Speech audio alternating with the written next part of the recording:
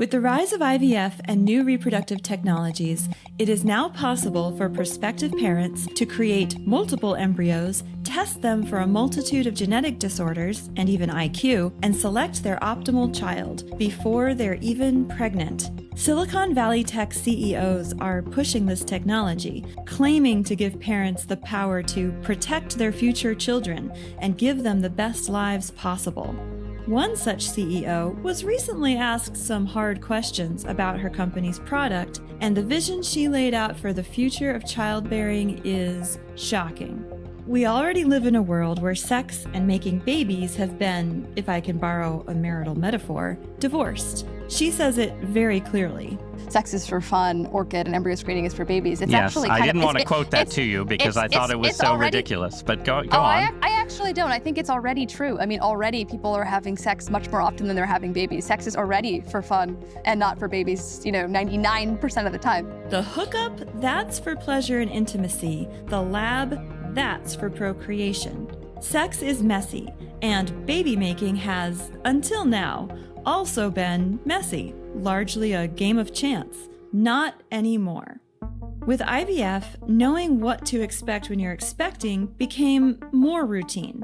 But the usual old system of prenatal diagnosis has also been a mess. Scandal after scandal. Remember this? The New York Times in 2022.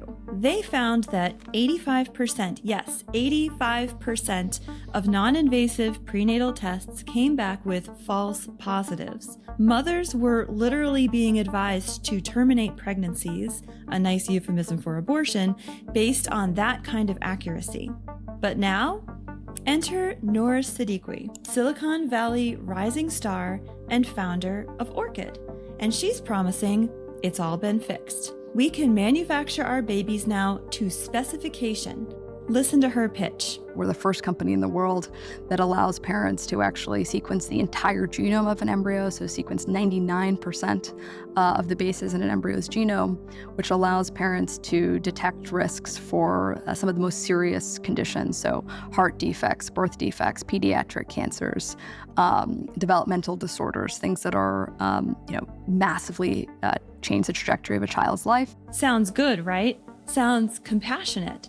Noor paints a picture of the child of your dreams, a child that you can protect, whose life you get to design and make as perfect as possible, a designer baby for a designer family. But here's where the story turns, because that is not what's really going on.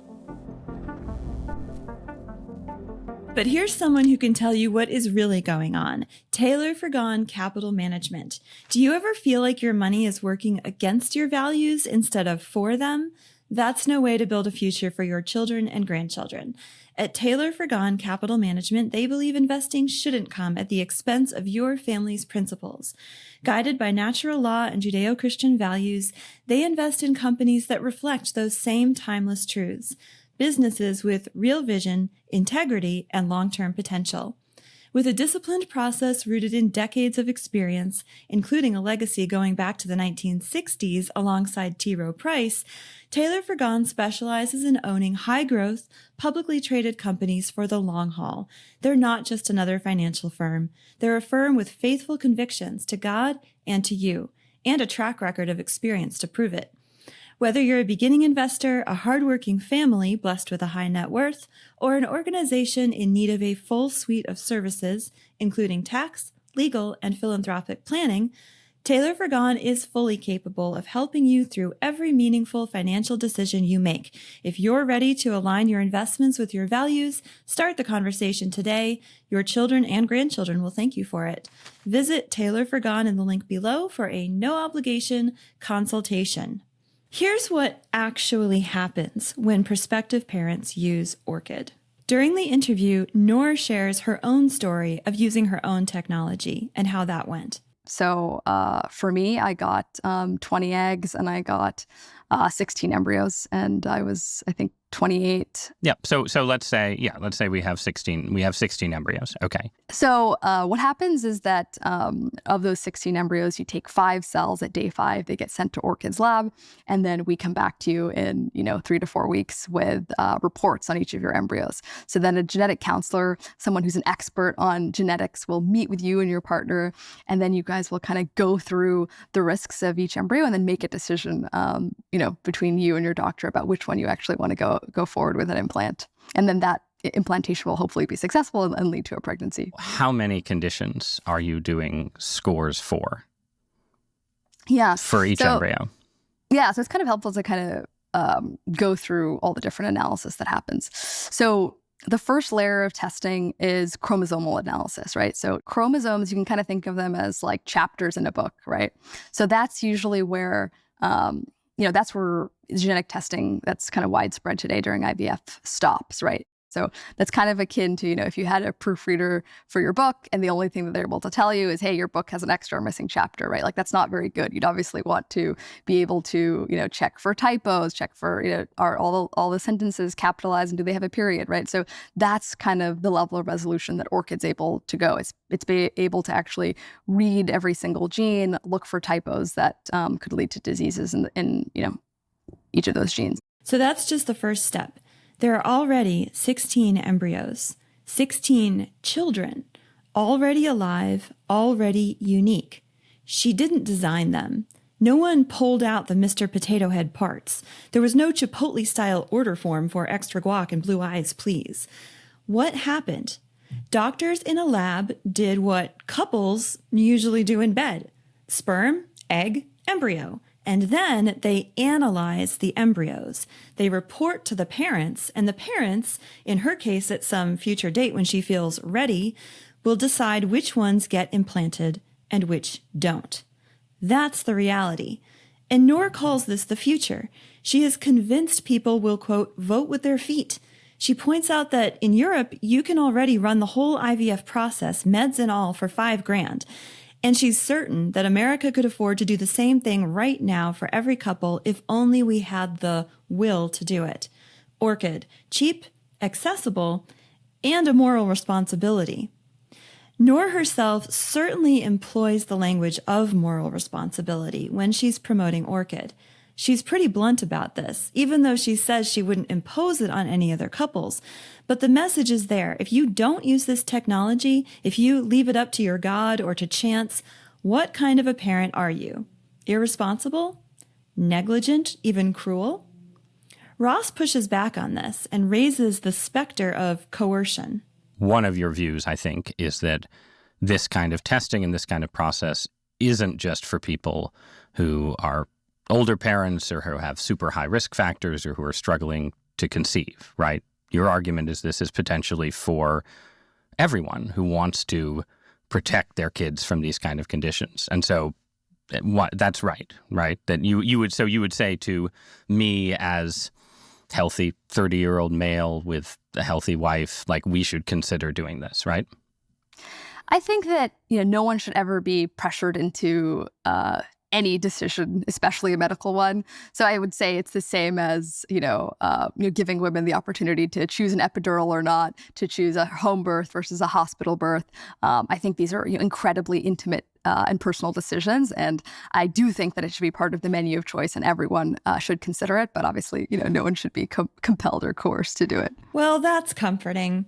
But we all know you don't have to make something legally required or coerce people if you can actually shame them for not doing it. Kind of like her Twitter post here. What if your baby never walks? What if they are never able to live independently? What if you could have stopped it but chose not to? That's the question Orchid's embryo screening forces. You optimize everything, career, diet, skincare, but you're going to chance it on your child's genome, one of the most significant determinants of their health? I mean, that's kind of the language of shame to me. The implication is if you don't eliminate those babies who maybe will never walk or who might go blind as adults, if you do leave it up to God or chance, what kind of a parent are you? Ross points this out later on in the interview. people don't just vote with their feet in terms of how medical processes work, right? Like, so the United States has a very, very high rate of cesarean sections, for instance, which are not necessarily medically indicated, but have become sort of a source of convenience and pressure from doctors and so on, right? That has, I think, in certain ways, warped the experience of childbearing in the U.S., right? And I think it becomes easy to see a scenario where, you get a certain kind of medical pressures and expectations that push people towards, doing the kind of interventions you're describing because of, again, I agree, no one is going to be locked in a room and told they have to do this, right? But you can end up with certain kind of medical systems creating pressures for things that aren't necessarily just people making free choices and voting with their feet. Both things can happen. People make choices, but the system imposes certain expectations, right? And I think it's very likely in a future where the Orchid process becomes a kind of norm that you would then get a whole set of medical pressures. Like, what, are you a bad parent? You're not gonna test your kids and so on, right? Like, you could imagine a kind of tipping point or a cascade where you go from this is sort of a choice that a certain number of parents do to this is the expectation that the medical system imposes on expectant parents. Ross is exactly right here. As someone who has gone through childbirth 7 times now in hospitals, women are under all kinds of pressures when they are in there. And it's a moving target.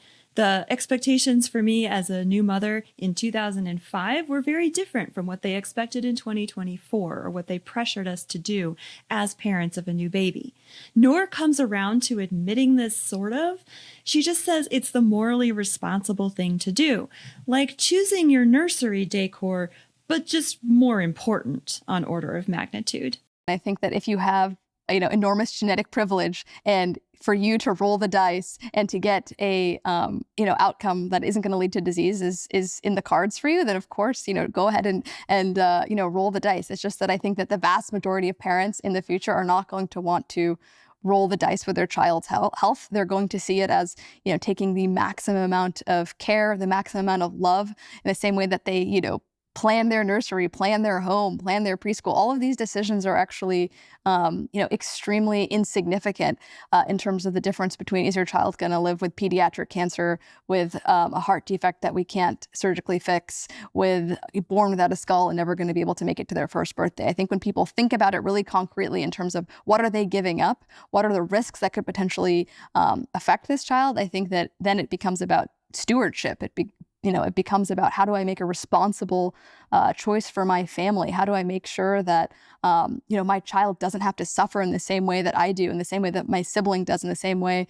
that, my parent that I'm a caregiver for does. So, I think sex is obviously a very beautiful thing. It's a very profound part of the human experience. But I think that it's, denigrating and dismissive to IVF parents and to IVF babies to say that somehow, science babies are, inferior to babies that are, made the old-fashioned way. Of course, that's not at all what Ross was saying here. And she's definitely trying to distract from the question at hand. And now we come to it. What is the status of all of these children that, quote unquote, she is protecting, but really we're just eliminating those that have markers for potential suffering down the road? Well, Noor says she really believes that every embryo is precious. She finds it the most miraculous cell that we have ever discovered. Ross presses her on what is the moral status of these embryos exactly. Many of those embryos will not be used. They'll be kept on ice. They'll eventually be discarded. This is something Americans are comfortable with under sort of the existing IVF system, but they're comfortable with it in a context where most of the people who are doing this are struggling with infertility and are in a kind of, crisis environment. What you're talking about is, doing this at a much, much larger scale. So I just have to ask, do you think the embryos that are created in the Orchid process have any kind of moral status whatsoever? I think that embryos are extremely precious. I mean, they're the most miraculous and magical cells that we've, I think, ever discovered, right? I mean, they somehow differentiate, into the trillions of cells that make, you and I. Mm-hmm. But I think that something that is Unfortunately, I think a lot of people don't understand biology. So what happens the old-fashioned way, right? A lot of embryos are discarded through that process. Nature is extremely brutal, right? So a lot of people don't know that, even people in their 20s, they have about a 20% chance of getting pregnant every month, right? So yes, an egg can fertilize, right? Great, now you have an embryo, but that doesn't mean that embryo is going to implant. So at the natural process at home, there's been multiple, really large scale studies on this. Lots of embryos are discarded at home. It's just that IVF makes that process visible that is currently invisible. Okay. I have heard this before, and as a woman who has also experienced miscarriage, I can tell you that the experience of losing a child in the womb who you wanted and desired, even who you didn't expect but is there, the experience of losing that child because Mother Nature is cruel is completely different than deliberately creating an embryo, putting it on ice, and then discarding it. So she's using the word discard here in a very facetious way. It doesn't even compare. And Ross points this out rightly to her, that to put an equivocation between the natural process of miscarriage and say, well, Mother Nature is cruel, so it's okay if we do it too on purpose, is not a moral argument. It's sort of just a moral obtuseness. And so she just sort of skirts the question. She won't give him a straight answer, accuses him of moral dishonesty or dishonest framing of the question, and he keeps going. I think that your framing is dishonest, and I want to tell you why it's dishonest. You can take embryos that have been created through IVF, and you can transfer them back into the mom if you really want to make it not a human choice whether or not those embryos become babies or not. Yes. And then it is exactly equivalent. And many people choose to transfer those embryos into mom. It's called compassionate transfer, and they don't take the IVF meds, and there's a very low chance that that's going to become a pregnancy, just like when you and your partner at home do it the old-fashioned way, that there's plenty of times in the month that it's not going to lead to a pregnancy. I actually completely agree with you. I think those are quite. Cool. It is quite different to transfer embryos into a woman's body when they have a really low chance of survival than it is to discard or permanently freeze and then forget about existing embryos. Right. Right, and he's correct there, but Ross can only say that because he actually believes in the moral dignity of those embryos, of those little tiny human babies.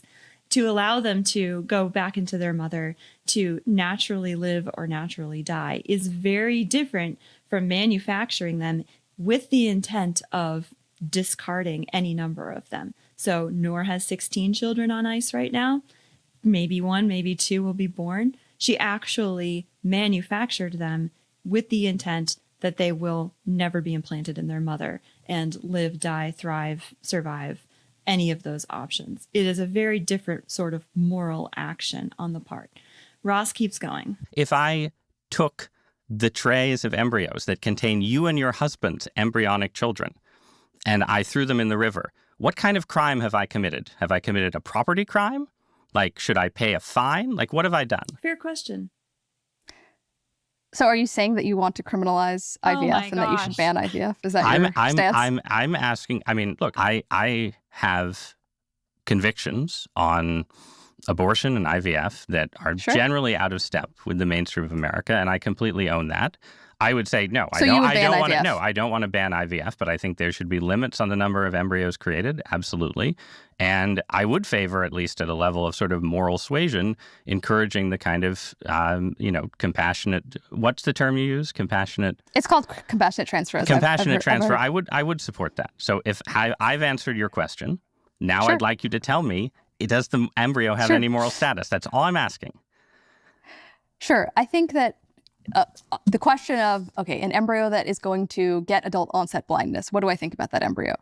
My mom doesn't want to be blind. She doesn't want me to be blind. She doesn't want her grandkids to be blind. So I think that it is a positive moral choice. It is the responsible decision as a parent to detect that risk at the earliest possible stage and to, transfer the embryo that has the best probability of a healthy life. I don't think that there's any moral question there. I think there is a moral question there because, again, she is sidestepping the question about those embryos that don't get chosen, that don't make it.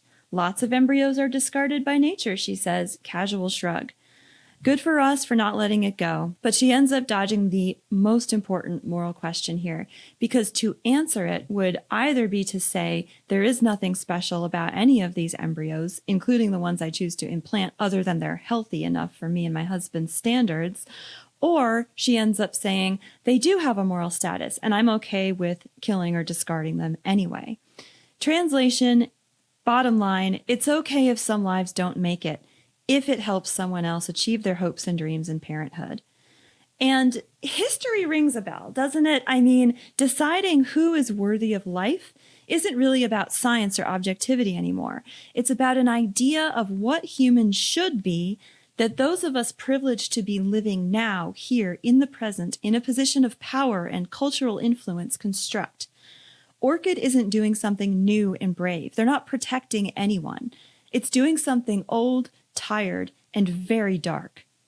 Control over who gets to be born and celebrate his first birthday isn't a modern problem. It's a human problem. Let's go back to Sparta. 2,500 years ago, the elders would inspect every newborn. If you were weak, you were left to die at apothete, eugenics as civic duty. Rome, from about 100 BC to 300 AD, the paterfamilias decided which infants to keep or expose. Unwanted, deformed, too poor, out you go. Eugenics as property management. Fast forward to the twilight of Christendom, Nazi Germany, 1933, the law for the prevention of hereditarily diseased offspring. Over 400,000 forced sterilizations, and then Action T4, disabled children and adults systematically murdered, all in the name of a purified future. Imagine what the Nazis would have done with Orchid. You see, this isn't about design. It's about deciding who counts and who doesn't, who's worthy of life. It's not science, it's power. It's not medicine, it's ideology. And now we're doing it all over again. The fertility industrial complex and transhumanist Silicon Valley utopians have fully embraced the idea that the unfit must be identified and should be eliminated in the name of compassion. Instead of the Roman paterfamilias, we have the feminist materfamilias who, in a perfect negative of Mary's "let it be done unto me," manufactures extra children with the intention of discarding those that don't conform to her sanitized, perfect vision of what she wants her children to be. And guys, it is not like we haven't thought about this moment as a culture. Remember Gattaca? The Orchid folks seem to think that the dad was actually the good guy. So what does Gattaca in real life mean for culture? Ross asks Noor about a caste system. What happens when some parents can afford this and others can't? What happens when some parents embrace this? She thinks it will be most parents embrace this and others won't. And you heard how she shifted from you can protect your child to you should protect your child. And then the real question, if you don't, what kind of a parent are you? Those of you who grew up in the 90s might remember The Giver, Lois Lowry's dystopian novel, where the community's euphemism for lethal injection, a sanitized, ritualized killing, was released. Unfit infants were released for failure to grow or develop according to that community's strict standards of health. Sounds familiar? Any infant deemed too difficult to integrate into the community's tightly controlled system, essentially anyone who might disrupt the sameness, dies. When identical twins are born, the smaller one is automatically released. The stated reason is to avoid confusion in a society that depends on perfect order and sameness, which sounds a lot like cookie-cutter Silicon Valley.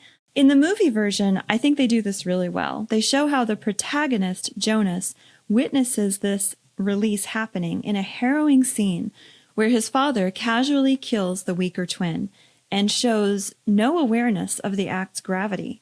And that's where we are. For example, Down syndrome births are plummeting. Countries like Iceland boast that they've eliminated Down syndrome, but they've done it by eliminating 98% of the babies who are diagnosed as having that beautiful extra chromosome. Parents are pressured and shamed to choose elimination. They're told it's the responsible thing to do. And look at our wonderful controlled society that we now have as a result. There's almost no awareness of the moral choice that we are making here, to destroy instead of to heal. This is social sorting by genes, wrapped in the language of health, compassion, and responsibility. You wanted to heal the sick. You wanted to be like Christ. But instead, you turned into Thanos, snapping away the weak. So don't be fooled. Orchid is not about building designer babies, because, as Noor says, the technology just isn't there. It's something older, something much darker. This is a eugenic impulse as ancient as Sparta, as bloody as Carthage, and now as sanitized as Silicon Valley. Out of a fear of suffering, this is human beings raging against the fact that we are not God. We are not the designers. We are the stewards. But in our rage and pain against our own mortality and fragility, we choose to snap our fingers and eliminate suffering by eliminating the sufferers. It's cloaked in compassion, and it's fueled by fear, hubris, and technology. Normalized by shame and social pressures, and if we don't stop to ask, what is the worth of the embryo? Who gets to decide who lives and who dies? Then we're not heading toward freedom and choice. We are heading into the abyss. Thank you for watching. If you enjoyed this episode of The Deep, please be sure to subscribe and hit the notification bell. We drop new episodes right here on the Loopcast channel every Thursday. Other ways to help? Comment and share.